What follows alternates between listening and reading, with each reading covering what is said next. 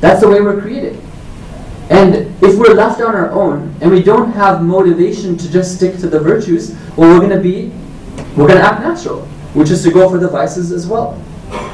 And so the acts of worship we do are supposed to be a means to keep us on the right path, to keep us straight, to keep us in the virtuous side, to keep us going along that goal of being a good person. So that's why, brothers and sisters, we have a hadith which say that if you want to know if your prayer was accepted, then just see whether or not between this prayer that you just said and the next prayer that you say, are you a ma'asum? Did you get that shield? Did you get that shield from that prayer which keeps you ma'asum, meaning it keeps you from committing sins? If you are, then you should know that your prayer was accepted. If not, then you have to go back and look and see, why is it that your prayer wasn't accepted? Maybe you're missing something. You're not getting the picture.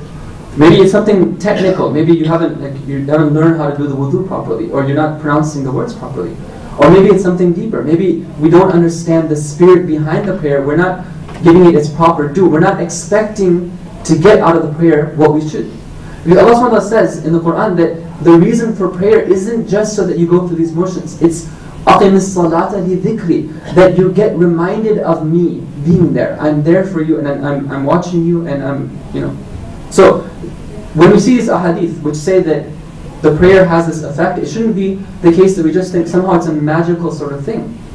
But it's something to do with, if somebody gets the most out of the prayer, they understand why they're praying, the effect should be that it will keep them away from going to the vices, from disobeying Allah subhanahu wa ta'ala. Please recite salawat.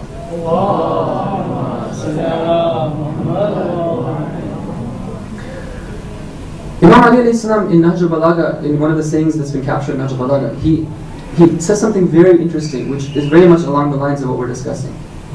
He says that the reason why Allah made the prayers obligatory, why He said we have to pray, is tanzihan anil kibr. He says that the prayers are there in order to make us clean and purify us of kibr, which is pride. So this is taking it a little bit deeper now, brothers and sisters. Imam Islam is telling us that if you don't have this prayer, what's going to happen is that not only is it, you're going to be reminded, you're going to be inclined towards devices, but also you're not going to be that good person that you want to be.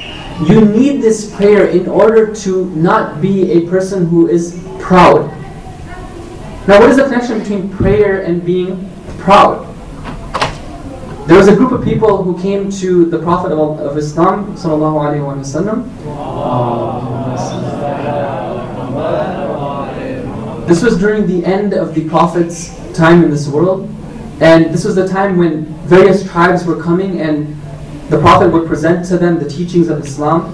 They would consider that, and then they would, either accept or, depending on whether they were Ahlul Kitab or whatever, they would come up with some sort of agreement, some sort of jizya. Anyhow, they would come and listen. So the Prophet, this one tribe came, the Prophet starts explaining to them that, Islam is about believing in, accepting that there's a God, believing there's one God, and then prophethood, and etc. There's a hereafter. And they said, okay, fine, we agree with all that. So now tell us, what do we have to do? So then the Prophet starts explaining that these are the rules of Islam. And he gets to the prayer. And he starts describing the prayer. In particular, he starts telling them that part of the prayer involves doing a ruku and doing sujood, meaning that you have to bend and to bow in prayer, and you have to prostrate as well too. At that point, they say, wait a minute. They said, stop right there. You're saying that we have to bow and bend and prostrate in our prayer? We can't accept that. We can't accept that because in our culture, bowing and bending, it's not acceptable. We never do that. It's considered somehow a way of, it sort of, we're very proud of ourselves. And if we were to bow or bend, that would be somehow going against what we believe in. So the Prophet has something interesting to say at that point. He says to them, "La khayra fi dinin laysa fihi ruku'un wa la sujud." There is no goodness in a religion in which there is no bending and bowing and prostration. Meaning that if you want to have a true religion, you have to have that bending and that bowing and that prostration. Why? What's the connection?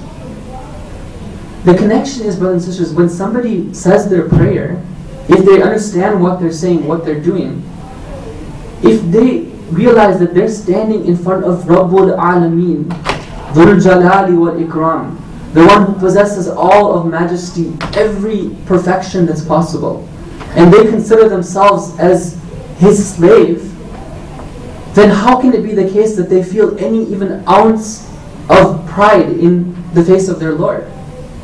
It's a reminder, right? It's a reminder that who I am and how insignificant I am in relation to my Lord.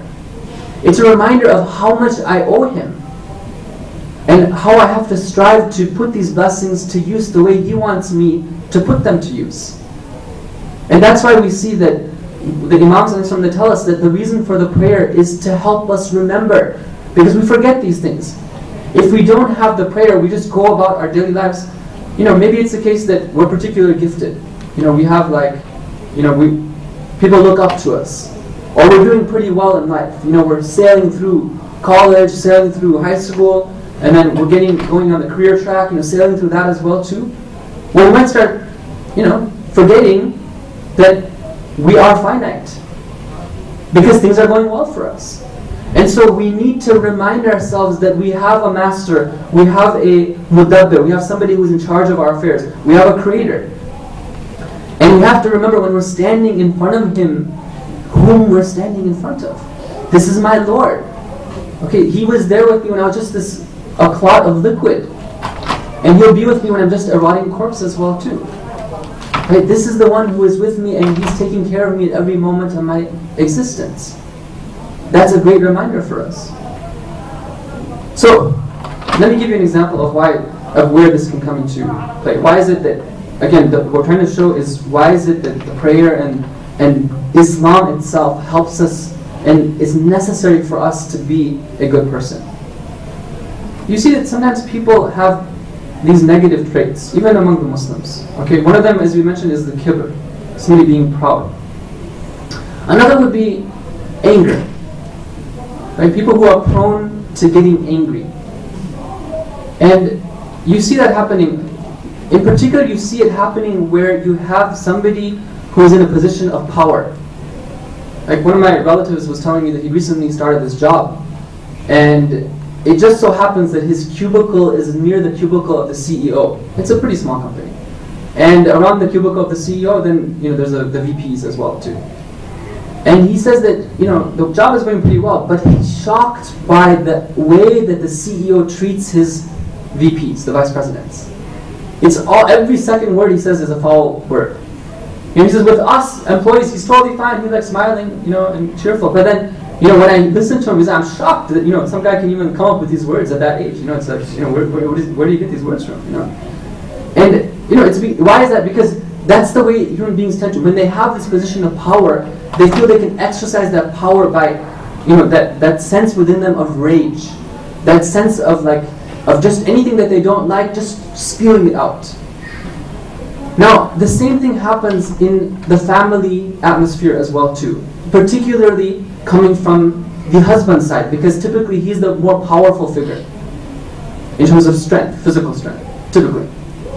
So what happens, is that, for example, the husband in the daytime,